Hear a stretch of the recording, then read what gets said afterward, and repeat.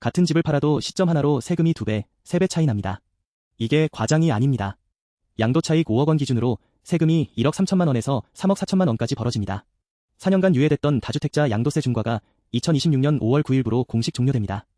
5월 10일 양도분부터는 기본 세율의 최대 30% 피가 가산되고 장기 보유 특별공제까지 전면 배제됩니다. 남은 시간은 며칠 안 됩니다. 다주택자라면 지금 당장 확인해야 합니다. 오늘 영상에서는 뭐가 어떻게 바뀌는지, 경과 조치는 어떻게 활용하는지, 그리고 남은 절세 전략까지 빠짐없이 총정리해드리겠습니다. 정부는 2022년 5월부터 부동산 시장 연착륙을 위해 다주택자 양도세 중과를 한시적으로 유예해왔습니다. 1년 유예하고 또 연장하고 이렇게 총 4차례나 연장됐는데요. 그때마다 또 연장되겠지 하는 기대감이 있었습니다. 하지만 이번에는 다릅니다. 2026년 5월 9일을 마지막으로 더 이상 연장 없이 종료가 확정됐습니다. 기획재정부, 국토교통부, 금융위원회가 공동으로 발표한 보완 방안에 따른 겁니다. 세 부처가 동시에 발표했다는 건 이번에는 진짜라는 의미입니다.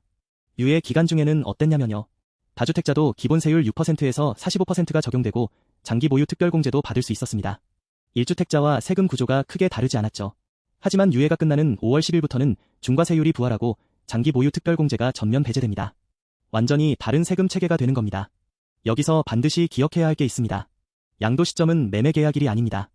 잔금 청산일과 소유권 이전 등기 접수일 중 빠른 날을 기준으로 판단합니다. 이게 굉장히 중요합니다. 계약만 해두고 잔금을 5월 10일 이후에 치르면 그 순간 중과 대상이 됩니다. 계약서에 도장을 찍은 날짜가 아니라 실제 돈이 오간 날짜가 기준입니다. 이 차이 하나 때문에 수억 원의 세금 차이가 생길 수 있습니다. 5월 10일 이후 조정대 상지역 내주택을 양도하는 다주택자에게 적용되는 세율을 구체적으로 살펴보겠습니다. 먼저 2주택자입니다. 기본 세율 6%에서 45%에 20% 피가 가산됩니다. 최고 구간이면 65%가 되는 거죠. 3주택 이상은 더 무겁습니다. 기본 세율에 30% 피가 가산되어 최고 구간 기준 75%입니다. 여기에 지방소득세가 양도세의 10% 별도로 붙습니다. 3주택 이상 보유자가 최고 구간에 해당하면 양도세 75%에 지방소득세 7.5% 합쳐서 실효세율이 82.5%까지 올라갑니다. 집을 팔아서 번 돈의 80% 이상을 세금으로 내야 한다는 뜻입니다. 그런데 여기서 끝이 아닙니다. 세율만 오르는 게 아니라 장기 보유 특별공제까지 배제됩니다. 장기 보유 특별공제는 3년 이상 보유하면 최대 30%까지 양도차익을 깎아주는 혜택인데요. 중과 적용 시에는 이게 통째로 사라집니다. 10년 넘게 보유했어도 공제 혜택이 제로가 되고 양도차익 전액이 과세 대상이 되는 겁니다. 오래 갖고 있었으니 세금이 줄겠지 하는 기대가 완전히 무너지는 구조입니다. 구체적인 예시로 비교해 보겠습니다. 양도차익 5억 원이고 10년 보유한 기준입니다. 유예 기간 중에 매도하면 기본 세율의 장특공 제30%가 적용되어 과세 표준이 약 3억 5천만 원, 세금은 약 1억 3천만 원입니다. 유예 종료 후 2주택자가 매도하면 기본 세율의 20% 피가 가산되고 장특공제는 배제됩니다. 과세 표준이 5억 원 그대로 세금이 약 2억 9천만 원으로 뜁니다. 3주택자라면 더 심각합니다. 30% 피 가산에 장특공제 배제까지 겹치면 세금이 약 3억 4천만 원입니다. 팔아서 남는 게 1억 6천만 원밖에 안 됩니다. 시점 하나 차이로 세금이 1억 6천만 원에서 2억 1천만 원까지 더 나오는 구조입니다. 이게 단순한 세율 인상이 아니라 세율 가산과 공제 배제가 동시에 터지면서 실질적인 세부담이 폭증하는 이유입니다. 다행히 정부는 거래 안정성을 위해 경과 조치를 마련했습니다. 5월 9일까지 매매 계약을 체결하고 일정 기한 내에 잔금을 치르면 기본 세율을 적용받을 수 있습니다. 경과 조치 요건을 구체적으로 정리해 드리겠습니다. 첫째, 기존 조정대 상지역입니다. 강남, 서초, 송파, 용산 등 2025년 10월 15일 이전에 지정된 지역은 5월 9일까지 매매 계약 체결 후 계약일로부터 4개월 내에 잔금과 등기를 모두 완료해야 합니다. 가장 늦은 경우인 5월 9일 계약이면 2026년 9월 9일이 최종 기한이 됩니다. 둘째, 신규 조정대 상지역입니다. 서울 나머지 21개 구와 경기 12곳처럼 2025년 10월 16일에 지정된 지역은 계약일로부터 6개월의 여유가 있습니다. 5월 9일 계약 기준으로 2026년 11월 9일이 최종 기한입니다. 셋째, 토지거래허가 신청분은 5월 9일까지 시군구청에 허가 신청을 완료하면 예외가 인정됩니다. 여기서 주의할 점 3가지가 중요합니다. 첫 번째, 주의점입니다. 경과조치 인정에는 매매계약 체결뿐 아니라 계약금 수수까지 완료되어야 합니다. 단순 가계약이나 구두합의, 문자 메시지로 합의한 것만으로는 안 됩니다. 정식 매매계약서와 계약금 입금 내역이 필요합니다. 두 번째, 주의점입니다. 잔금 기한의 기산일이 5월 9일이 아니라 실제 계약일이라는 겁니다. 예를 들어 4월 1일에 계약했다면 기존 지역 기준 4개월은 8월 1일이 기한입니다.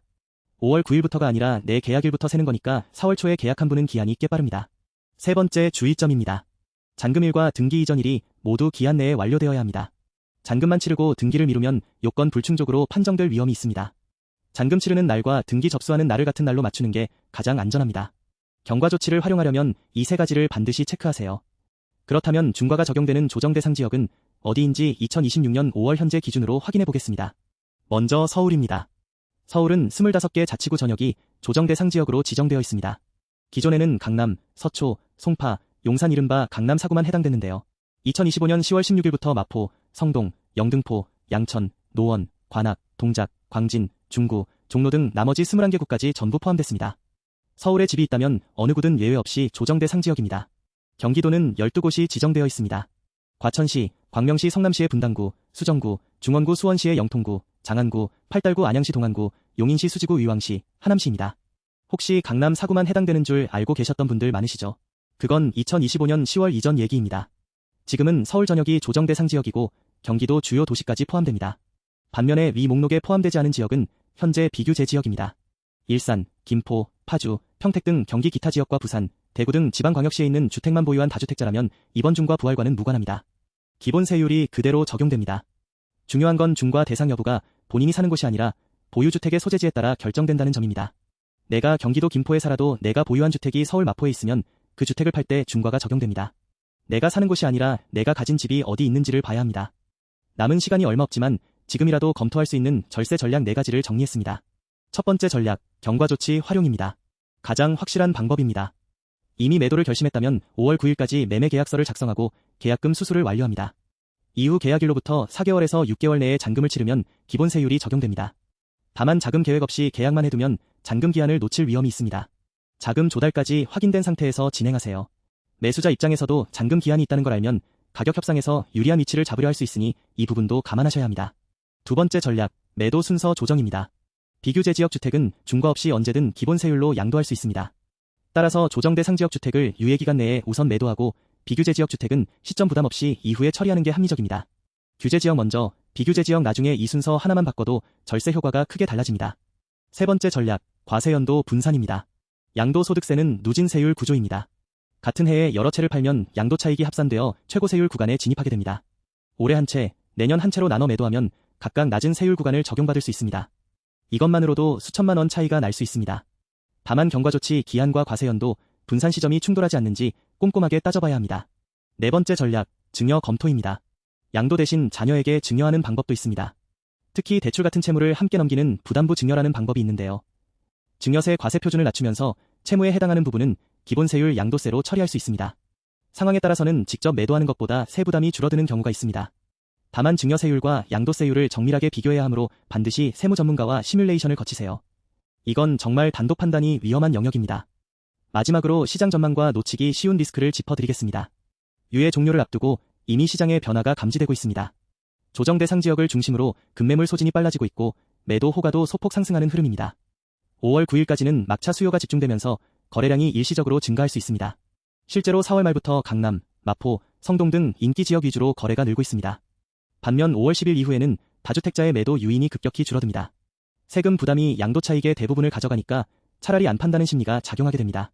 그러면 매물이 잠기고 거래 절벽 현상이 올 수 있습니다. 매물이 줄면 가격이 오르고 가격이 오르면 매수 심리가 위축되는 악순환 구조가 만들어질 수 있습니다. 절세 관점에서 핵심 하나 말씀드립니다. 핵심은 5월 9일이 아니라 잔금일입니다. 계약만 해두고 잔금을 못 치르면 경과조치도 의미가 없습니다. 자금 조달 계획까지 확정된 상태에서만 경과조치가 진짜 효력을 가집니다. 계약 전에 잔금 일정부터 확정하세요. 그리고 놓치기 쉬운 리스크 3가지입니다. 첫째, 추가 규제 리스크입니다. 지금 비규제 지역이라도 가격이 상승하면 추가 지정될 수 있습니다. 경기 기타 지역이라고 영원히 안전한 건 아닙니다. 특히 일산, 김포 등 서울 접근성 좋은 곳은 언제든 규제 대상이 될 수 있습니다. 둘째, 국회 변수입니다. 양도세 중과 폐지나 완화 법안이 국회에 계류 중이지만 현 정치 상황에서 조기 통과 가능성은 낮습니다. 법이 바뀌겠지 하고 기다리는 건 리스크가 큰 전략입니다. 기대만 하다가 시간만 흘러갈 수 있습니다. 셋째, 급매 함정입니다. 중과를 피하려고 급하게 매도하면 시세보다 낮은 가격에 처분하게 됩니다.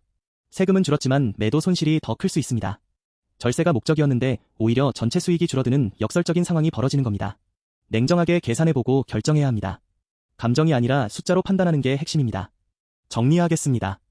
5월 9일 이후 다주택자 양도세 중과가 부활하면 같은 집을 팔아도 세금이 2배에서 3배 늘어납니다. 장기 보유 특별공제 배제까지 겹치면 실질 부담은 더욱 커집니다. 남은 시간 동안 급하게 움직이기보다 정확한 세금 시뮬레이션을 먼저 돌려보고 내 상황에 맞는 최선의 선택을 찾으세요. 경과조치 활용이든 매도 순서 조정이든 증여 검토든 과세연도 분산이든 반드시 세무 전문가와 함께 판단하시길 바랍니다. 유예 종료는 단순한 세율 인상이 아닙니다. 세율 가산과 장특공제 배제가 동시에 적용되면서 사실상 조정 대상 지역 다주택자에게 보유 페널티를 부과하는 것과 같습니다. 이 영상이 도움이 되셨다면 좋아요와 구독 부탁드리고 더 자세한 내용은 영상 설명란 블로그 링크에서 확인하실 수 있습니다.